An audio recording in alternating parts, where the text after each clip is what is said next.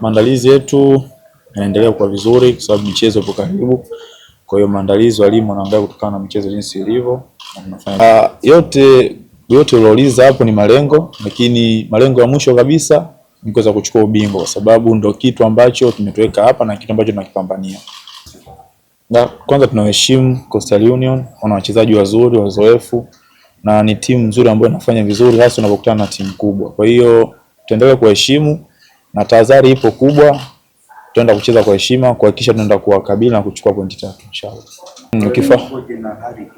Ukifuatilia msimamo jinsi ulivyo, morali lazima iwe juu kwa sababu tunakimbia kwenda kutetea taji letu la ubingwa. Kwa hiyo morali ipo juu na tunapambana kwa kila mechi, sio dhidi ya Coastal, ni kila mechi ambayo itakuja mbele yetu ni mechi ngumu.